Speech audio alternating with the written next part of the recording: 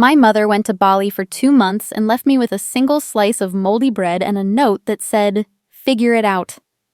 She wanted a survival story for her next bestseller, but she forgot that Chloe Carter doesn't just survive, she documents. When they finally walked back into this house, they didn't find a broken child. They found a crime scene of their own making. Isolde screamed, "This can't be happening." But the cameras were already live, and the world was already watching the truth they tried to bury. The echoes of that digital explosion still vibrate in my mind, but before the sirens, before the handcuffs, there was only the suffocating perfection of our kitchen. The morning light in Lake Forest doesn't warm. It merely illuminates. It filtered through the floor-to-ceiling glass of our kitchen, casting long, clinical shadows across the white marble island. I stood in the corner, barely breathing, watching the blue glow of my mother's ring light. To anyone else, it looked like a halo. To me, it was the boundary of a stage where I was merely a prop. "Hello, my beautiful community," Isolde's voice sang out, rich with a rehearsed warmth that never quite reached her eyes. She leaned into the camera, her silk robe shimmering. "Vance and I are heading out on our 60-day spiritual reclamation in Bali.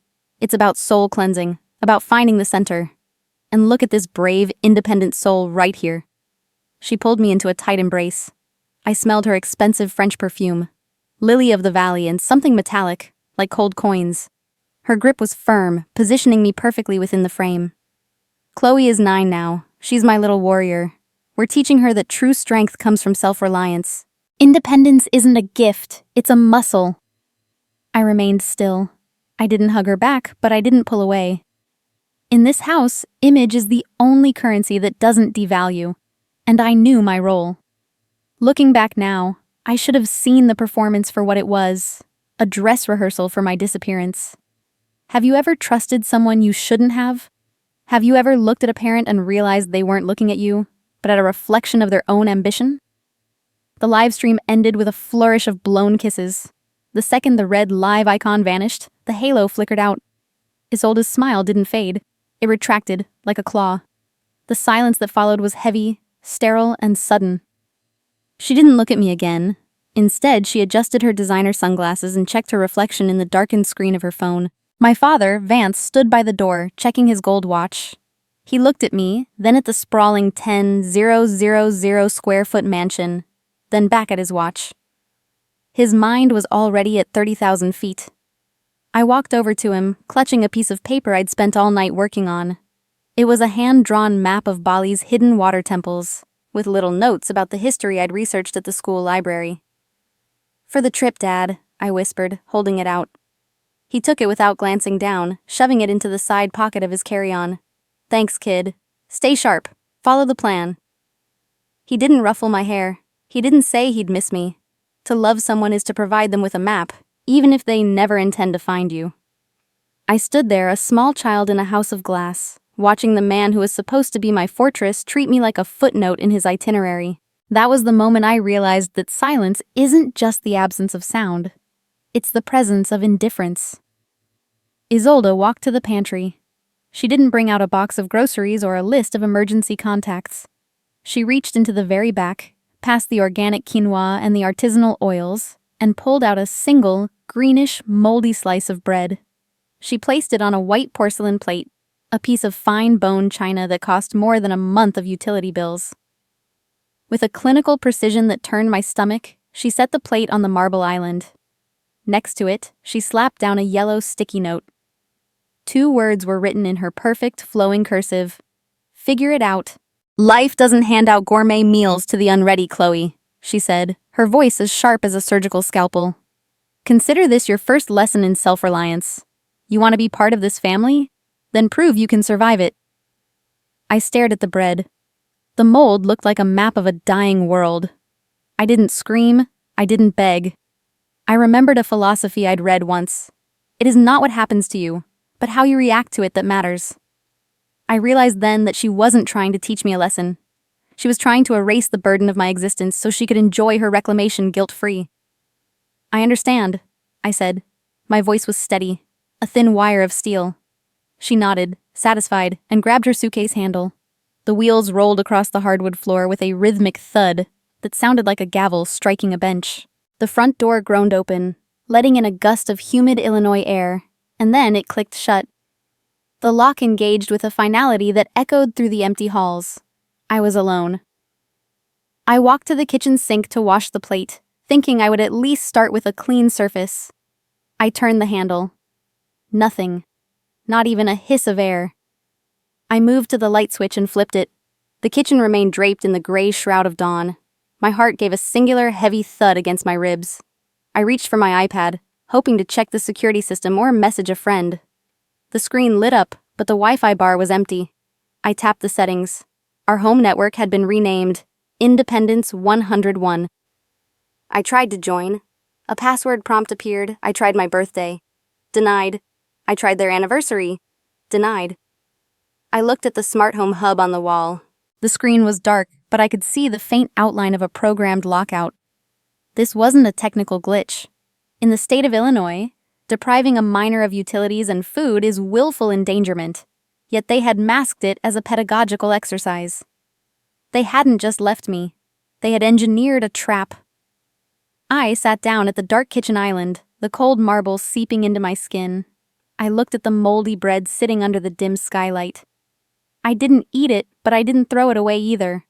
I found a glass cloche in the cabinet and placed it over the plate, preserving it like a museum exhibit. "You wanted me to figure it out," I whispered into the oppressive stillness of the mansion.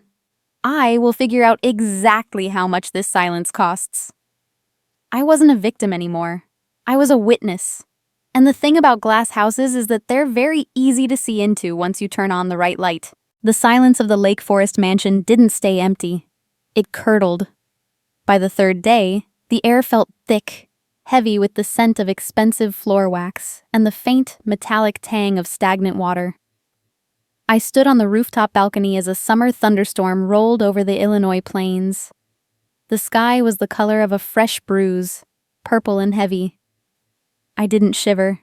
Instead, I moved with a clinical purpose, dragging my mother's oversized designer vases to the edge of the stone railing. I watched the rain hammer into the porcelain, each drop a tiny victory for my survival. Back inside, the house felt like a cavern. I filtered the rainwater through a clean cotton t-shirt and charcoal I'd scraped from the decorative logs in the living room fireplace. It was slow work, but it kept the panic at bay. I found myself whispering a line I'd found in an old book in the library. A person's worth is measured by the objects they can live without. It felt more like a prophecy than a quote now. I wasn't just surviving. I was stripping away the layers of the Chloe they thought they knew. Have you ever wondered how much of yourself is tied to the things you own? Or how quickly those things become useless when the person who promised to protect you vanishes? I spent hours in the kitchen, mapping out my caloric intake. I'd found a box of high-protein bars tucked behind a row of artisanal gins in the pantry. I avoided the glass cloche on the counter. The moldy bread had become a silent roommate, a monument to the truth that my parents had tried to bury. While my throat burned with thirst, I found myself thinking of them. I didn't wish them ill. I didn't hope they were suffering in the heat of Bali. I simply wished them the clarity that comes when you finally stop lying to yourself. Forgiveness isn't about letting them off the hook. It's about making sure their choices don't poison my own blood. I didn't realize it then, but that was the moment my childhood ended and my transformation began. By the 5th day, the stagnation reached into the deepest corners of the house. I spent most of my time in my father's study, looking for a manual override for the smart home hub. The room smelled of old leather and tobacco, a scent that used to mean safety, but now only felt like a lie. I was searching the top shelves for a master key when a glint of light caught my eye. It was unnatural, a tiny rhythmic flicker of blue coming from the eye of a decorative raven sitting high on the bookshelf. I dragged the heavy library ladder across the hardwood. My hands shook as I reached for the bird. It wasn't just a heavy piece of ebony. It was a shell. Nestled inside the raven's head was a high-definition, wide-angle lens, its light blinking with a steady, clinical pulse. My heart didn't race. It went cold. I felt a sudden, sharp prickle on the back of my neck. I began to look around the room with new eyes. I found another one in the corner of the ceiling, then another behind the family portrait in the living room. There was even one hidden in the smoke detector outside my bedroom. I returned to the study and accessed the back of the smart home hub. Tucked behind the wiring was a small professional label. Property of Isolde Carter. Project, The Stoic Child. I leaned against the mahogany desk, the room spinning. This wasn't just abandonment. This wasn't a survival exercise gone wrong. It was a production. My hunger, my fear, my attempts to filter rainwater, it was all being recorded as content for my mother's upcoming brand relaunch. I hadn't been forgotten. I had been cast in a role I never auditioned for. In that moment, the pain shifted. It wasn't the dull ache of a rejected child anymore. It was the sharp, analytical rage of an adult. I knew enough about the laws in Illinois to understand that recording a minor without the consent of a secondary guardian for commercial gain, especially while depriving them of basic necessities, was more than just bad parenting. It was criminal exploitation. It was endangerment. They hadn't just left me to figure it out. They were waiting for me to break so they could sell the pieces. That's where the real investigation started. I walked back into the kitchen, my footsteps echoing louder than before. I stood directly in front of the lens, hidden in the range hood. I didn't scream. I didn't smash the glass. I knew Isolde was likely watching a delayed feed from a beach in Bali, waiting for the tears, waiting for the moment I collapsed in front of the pantry. I refused to give her the satisfaction. I adjusted my posture, smoothing down my shirt and pulling my hair back into a neat knot. I looked healthier and more composed than I had felt in days. I reached for the glass cloche and held the moldy bread up to the camera lens. I stood there for a long time, letting the lens capture every greenish spore. "You wanted to document a victim to sell a book," I said, my voice as steady as the stone beneath the house. "But you forgot one thing. A diamond is just a piece of charcoal that handled stress exceptionally well. You aren't filming my collapse. You're filming your own confession." I felt a strange sense of peace as I spoke. I went to my father's desk and opened the bottom drawer. I found his old professional DSLR, the one he used for hobby photography but never touched. It was a standalone device, unconnected to the house's compromised network. I checked the battery. It was full. I began to walk through the house, taking high-resolution photos of the hidden cameras, the disabled water valves, and the Independence 101 lockout screen. I was creating a black box of the truth, a version of history they couldn't edit in post-production. I sat on the floor of the foyer, the cold marble against my back, and began to record a video diary of my own. "My name is Chloe Carter," I whispered to the lens. "It is day 5. I am 9 years old, and I have just realized that I am not a daughter to the people who live here. I am a prop in their experiment, but props don't fight back. I, on the other hand, am going to make sure the world sees exactly what you built this house to hide." Looking back now, that was the first time I felt truly free. By the 20th night, the glass mansion had ceased to be a home and had become a cold, translucent lung, breathing in the humidity of a brutal Illinois summer. I huddled in the darkened hallway, my body shivering despite the oppressive heat. A fever had taken root in my chest, making every breath feel like I was inhaling jagged shards of glass. Nearby, the moldy bread sat under its cloche, a blackened monument illuminated by the erratic strobe of lightning that tore through the sky. I pressed my forehead against the cold marble floor, trying to ground myself as the house groaned under the weight of the storm. Looking back now, I realize that the hardest thing to do is to remain soft in a world that is fundamentally cruel. My malnutrition had stripped away my strength, but it hadn't touched my resolve. I crawled toward the floor-to-ceiling windows, my fingers trembling as they gripped a flashlight with a dying battery. I didn't scream for help. I knew the wind would simply swallow my voice. Instead, I aimed the beam at the only warm light visible through the torrential rain, the humble porch across the street. I began to tap out a rhythmic SOS in Morse code, a skill I'd pulled from the pages of an old survival manual in my father's study. I felt a strange, detached sense of peace. I didn't hate Isolde or Vance in that moment. To carry hatred is to allow their shadows to live in your heart for free, and I was already out of space. Kindness is a language that even the deaf can hear, and the blind can see, And I decided then that my survival was an act of self-preservation, not a declaration of war. I kept tapping the light, my rhythm steady even as my vision blurred. I was 9 years old, starving and forgotten, but I was still the one holding the signal. That was where my true strength began to flicker into life.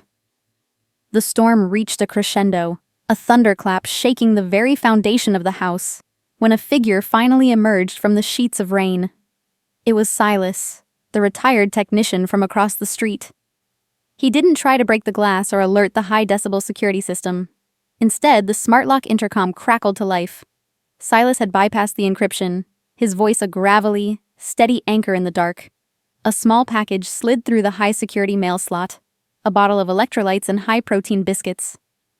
"Chloe, listen to me," Silas's voice whispered through the speaker. "If I call 911 now, your mother's lawyers will twist this into a domestic misunderstanding. They'll have you in a private facility before dawn, and the footage they're filming will be wiped clean. To win this, we play by the rules of the cloud, not just the street. Integrity is doing the right thing when no one is watching, but the problem, Chloe, is that your mother is watching. She's just watching for the wrong reasons." His words hit me harder than the fever. Silas explained the rule of 3 in legal evidence: digital, physical, and testimonial. Through the mail slot, he slid an encrypted portable drive and a set of instructions. He taught me, through the intercom, how to bridge my father's backup server to a secure, untraceable cloud folder he had established. My heart hammered against my ribs, not with fear, but with strategic clarity. I realized that Silas wasn't just feeding my body, he was arming my mind. Have you ever felt the moment your world shifted from being a victim to being a tactician? Under Silas's remote guidance, I used the last of my physical energy to drag my father's forgotten laptop into the foyer. Every byte of data recorded by Isolde's hidden cameras, every moment of my shivering, every recorded cough, every desperate drink of filtered rainwater, was now being mirrored and sent to a server my parents couldn't touch. I was no longer a prop in her stoic child project. I was the silent administrator of my own narrative. I felt a surge of cold, sharp power. I wasn't just surviving, I was documenting their downfall in real time. I secured the encrypted drive in a waterproof bag and hid it inside the hollow base of a decorative statue of justice in the foyer. Then I sat on the floor and opened the biscuits Silas had sent. It was the first real food in days. The taste was dry and salty, but it felt like a banquet. I broke one biscuit in half, saving the rest for tomorrow. Abundance is not about how much you have, but about having enough to share, even if only with the memory of who you used to be. I ate slowly, savoring the feeling of my pulse stabilizing. I didn't realize it then, but Silas had given me more than electrolytes. He had given me a mirror. For the first time, I saw myself not as a child who had been erased, but as a person who was capable of rewriting the script. As the fever began to break, I watched the first pale light of dawn touch the Illinois horizon. The mansion no longer felt like a cage. It felt like a trap I had set for the people who built it. I stood by the window, watching the warm light on Silas's porch finally flicker off. That's where the shift became permanent. I wasn't just a 9-year-old girl waiting for her parents to come home from Bali with souvenirs and lies. I was a witness waiting for her defendants to arrive at the scene of the crime. I leaned my head against the cool glass, feeling the quiet strength of the storm-washed morning. The storm had passed, leaving behind a lake forest morning that was unnervingly bright. I stood in the center of the grand foyer, the air inside the mansion thick with a deliberate, haunting order. I was no longer the shivering child who had huddled in the dark. I moved with the calculated precision of a curator, my footsteps rhythmic and purposeful against the polished marble.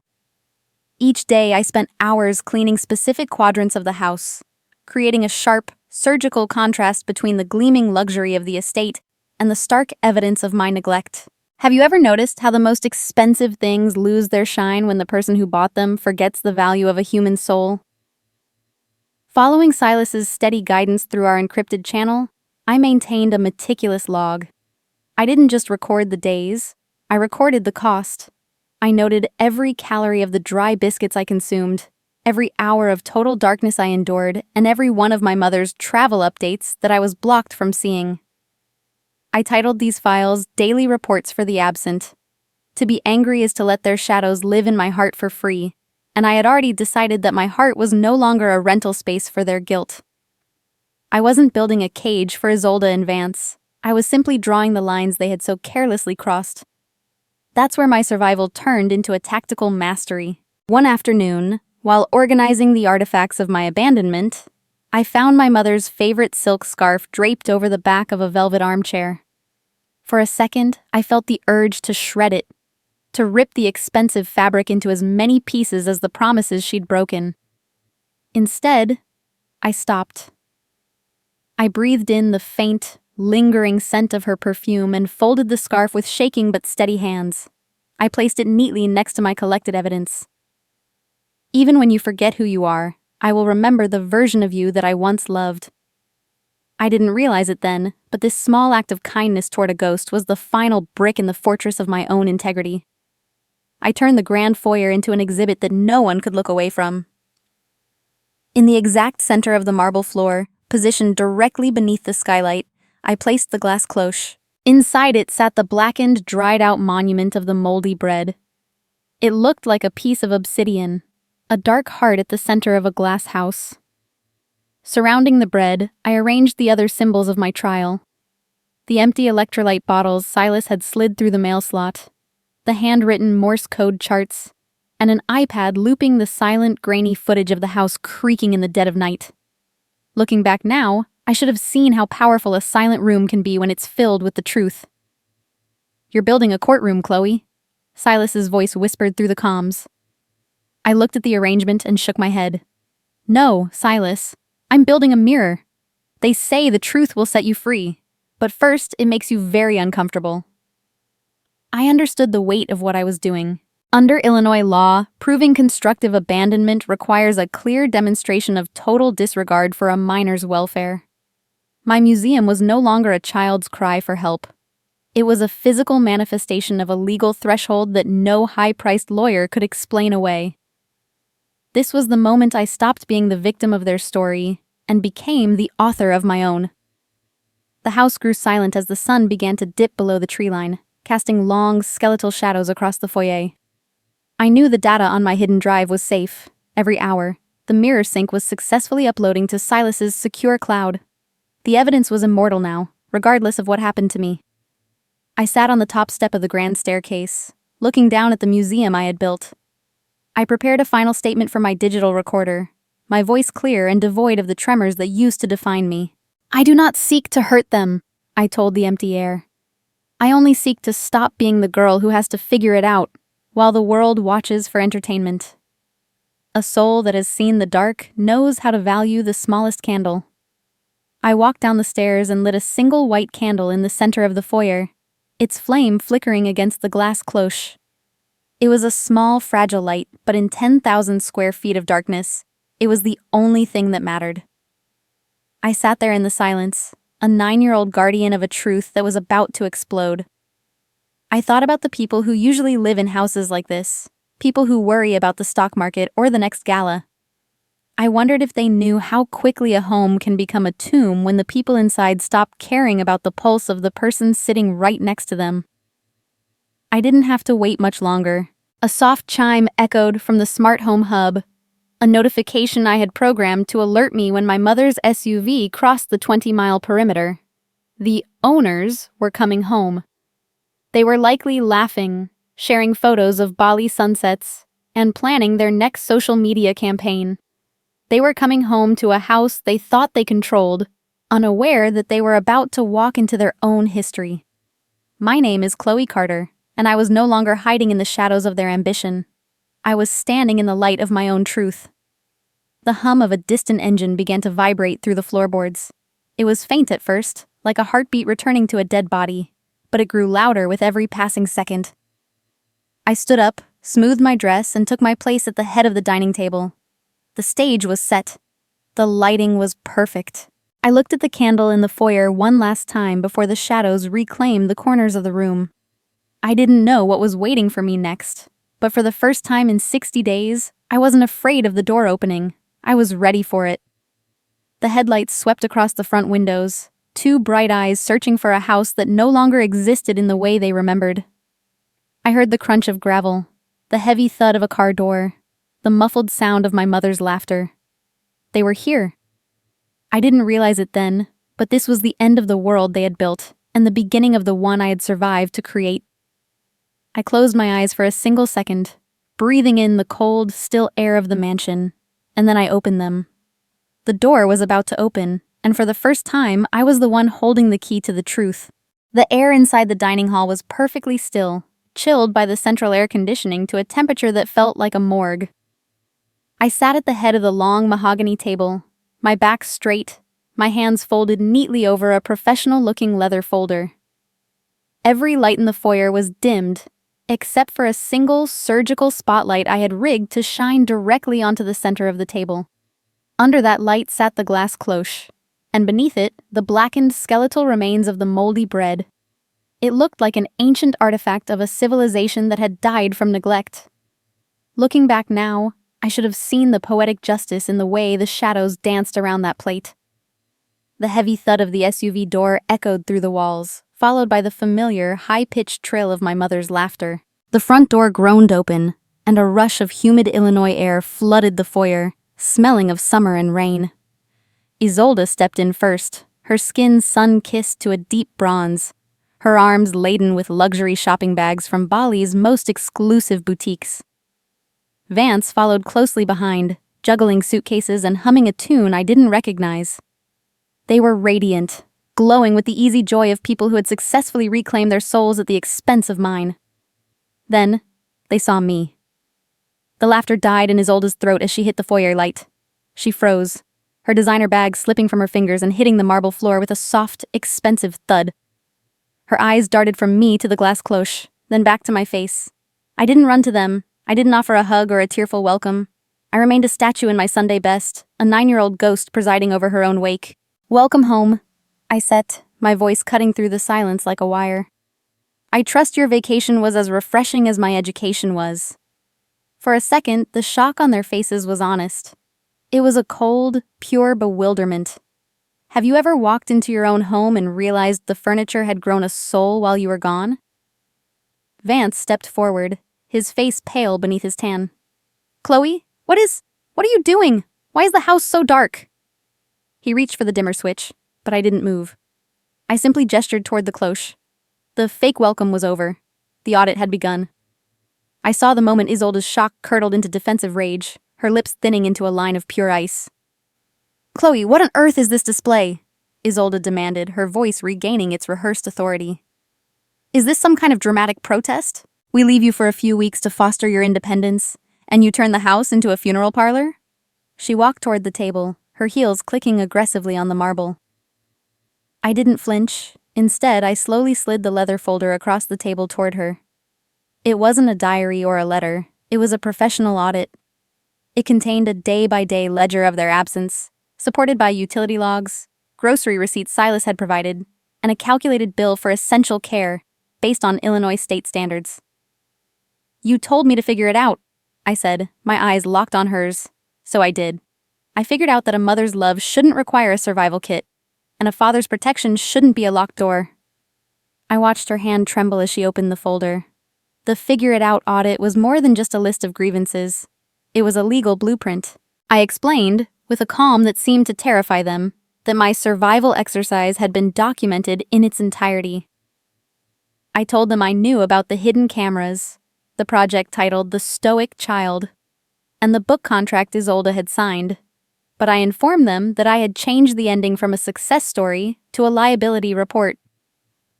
The room felt smaller as Isolde's rage reached its boiling point. She laughed, a cruel, jagged sound that filled the hall. "Liability? You're 9, Chloe. You're a child who had a tantrum because she had to make her own sandwiches. Do you have any idea how ungrateful you look?" She leaned over the table, her perfume suffocatingly sweet. "If you want to play adult games, we can play them. Tomorrow I'm calling the St. Jude Academy. They specialize in disturbed children with overactive imaginations. Let's see how your audit holds up in a locked ward." Vance stepped in then, his voice low and threatening. He was a man used to litigation, a man who believed that everything in this house, including my breath, was his property. "She's right, Chloe. You're a minor. You have no legal standing. Those cameras, My house, my equipment. Anything recorded on them belongs to me. You've been watching too many movies. In the real world, children don't sue their parents. They apologize and do what they're told. He reached for the folder, intending to rip it to shreds, but I didn't stop him. I just watched him with a pity that seemed to sting more than any insult could. I don't want your money, and I certainly don't want your apologies, I whispered. I just wanted to be seen, but I realize now that you only see what can be sold. You look at me and you see a chapter in a book, or a tax deduction, or a prop for your lifestyle. I looked at the moldy bread under the cloche, my only remaining physical witness. I am sorry for you both. You traveled halfway across the world to find yourselves, but you lost the only thing that actually mattered right here in Lake Forest. Isolde's face crumpled into a mask of pure, narcissistic hate. She reached for the glass cloche, her knuckles white, her intention clear. She was going to smash the monument and erase the last piece of evidence. "Enough of this!" she screamed. But just as her fingers brushed the cold glass, a rhythmic chime echoed through the house.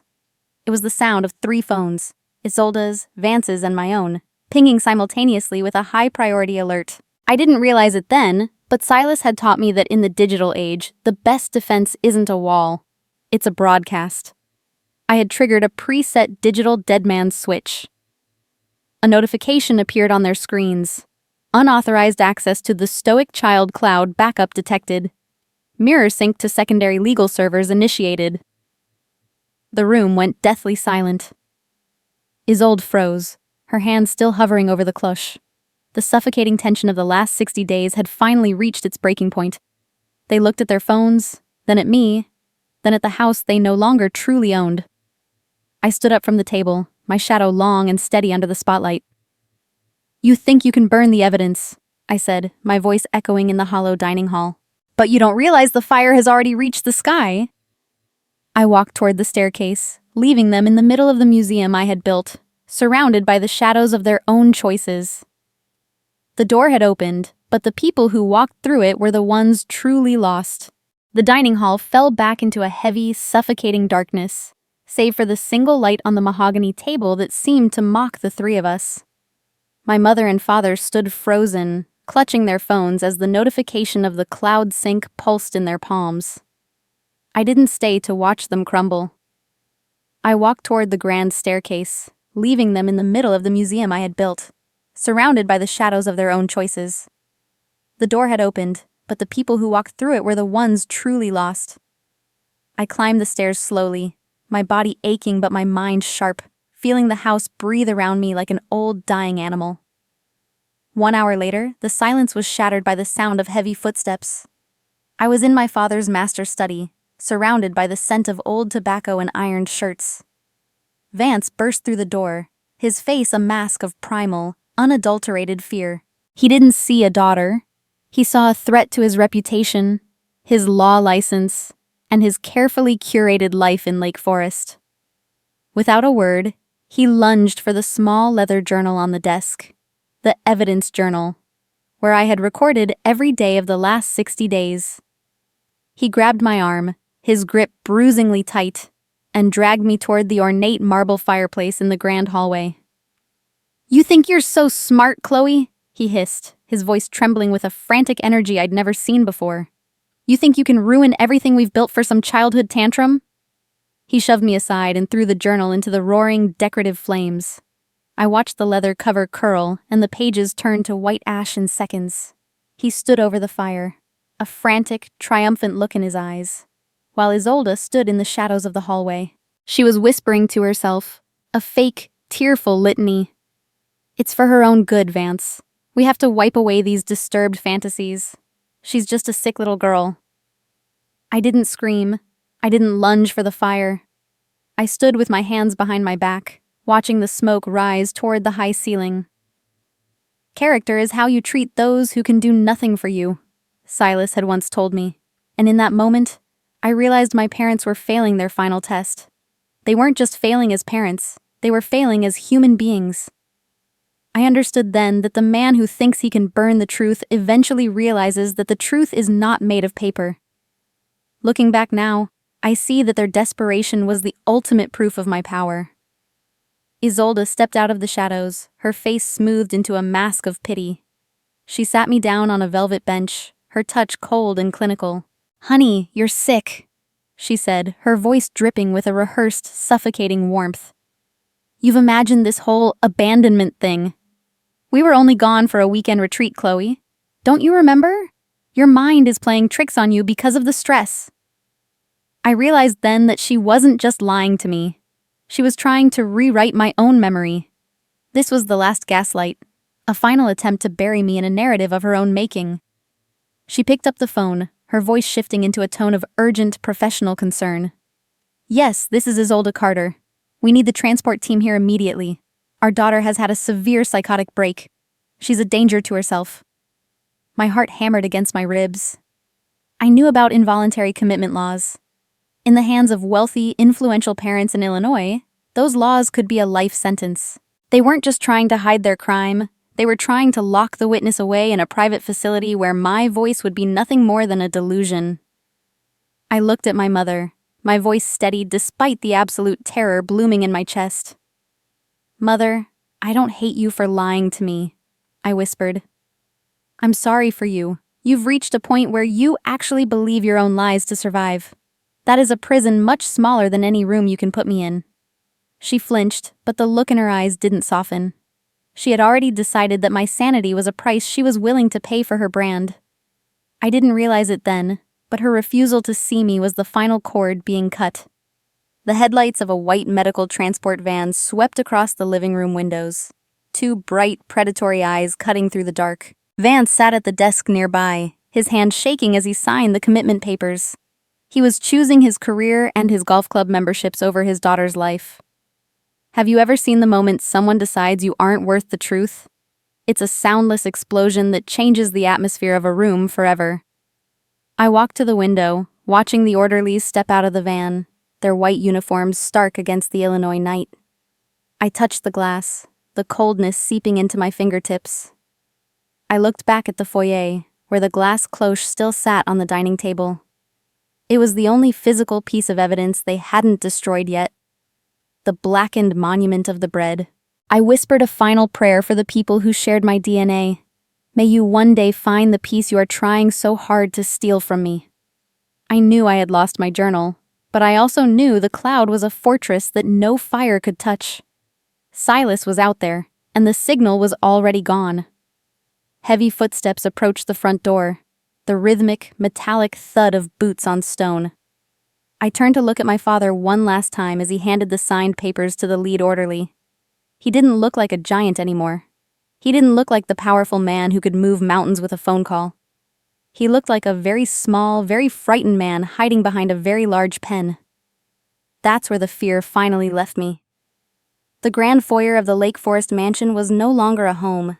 It was a crime scene bathed in the sterile, strobing blue light of the medical transport van. Vance stood by the door, his hand trembling as he handed the signed commitment papers to the lead orderly.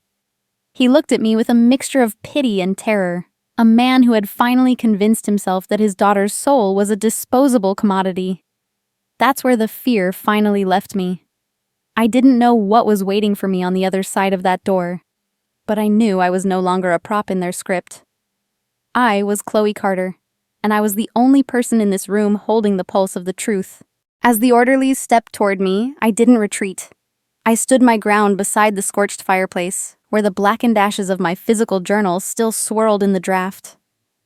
Vance thought he had won when the paper burned, but he forgot that the modern world doesn't rely on ink. I slowly raised my father's tablet, the screen glowing against the darkness of the hall. A single notification bar sat at the top, frozen at a glorious 100%. The mirror sync Silas had helped me build weeks ago had completed its mission. Every second of hidden camera footage, every digital log of my starvation, and the audio of their gaslighting from only minutes ago had been beamed to a secure legal server and the news desks of 3 major Chicago networks.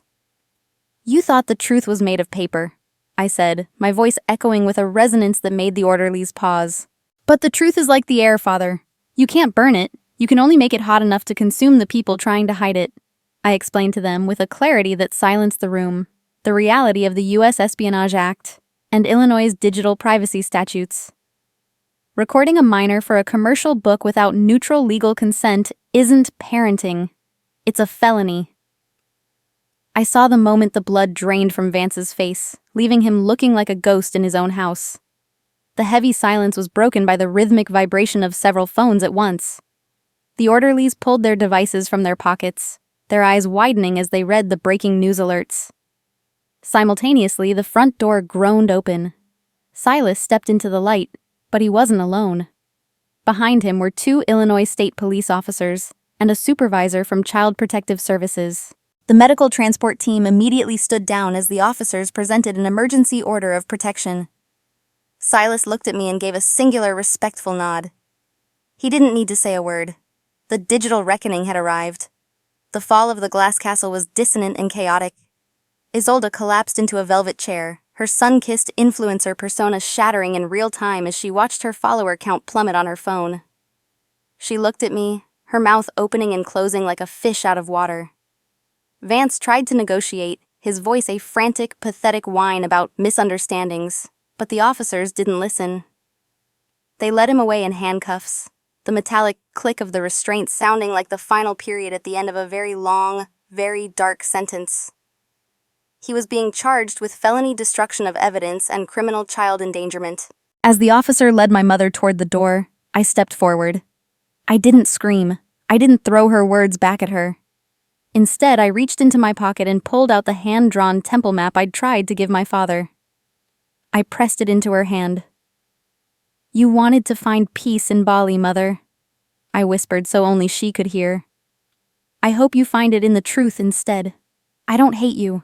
I've just finally outgrew the version of me that needed you to be a good person." She looked at the paper, her face crumpling into a mask of heartbreakingly mature realization. She had lost her audience, her brand, and her daughter all in the same breath. The house began to empty as the sirens faded into the distance. I walked back to the kitchen island one last time, my footsteps soft on the marble. I picked up the glass cloche. I took the blackened, moldy bread, the symbol of my 60-day trial, and carried it through the foyer. On the front porch, under the first pale light of the dawn of day 61, I tossed it into the trash bin. I didn't look back to see where it landed. True family isn't about the blood that flows through your veins. It's about the hands that are willing to catch you when that blood turns cold. Silas was waiting for me at the end of the driveway, leaning against his old truck. He didn't offer a dramatic hug or a rehearsed speech. He simply opened the passenger door and waited. Have you ever lived through a moment where the silence finally felt like a blessing instead of a threat? I looked back at the mansion, the glass reflecting the rising sun over Lake Forest. I didn't win because I punished them. I won because I no longer needed them to understand what they had done to me. I had figured it out. I was free. The Illinois horizon opened up before us, a soft, golden white that felt like a new beginning. As Silas drove away, the sirens were nothing more than a memory. I leaned my head against the window, watching the trees blur into a sea of green. Looking back now, I realize that some doors are meant to be closed forever so that others can finally be opened. My name is Chloe Carter, and for the first time in 9 years, the only voice I hear in my head is my own. The mansion was behind me, and for the first time, I wasn't the prop. I was the author. The screen of my life had finally cleared of the static, leaving only the steady, quiet power of the truth. I looked at Silas, then at the road ahead, and I smiled. It wasn't the rehearsed smile Isolde had taught me for the ring light. It was real. It was mine. I didn't know what was waiting for me next, but I knew I was ready. Because once you've learned how to build a lighthouse out of your own darkest secrets, you never have to be afraid of the dark again. Looking back, I realized that family isn't a plane ticket. It's a promise kept in the dark. I chose to stop being a prop, and finally became the author of my own life. But I know I'm not the only one who has survived a silence like this. If you've ever had to find the strength to walk away from a glass house of your own, tell me your story in the comments. I'm listening.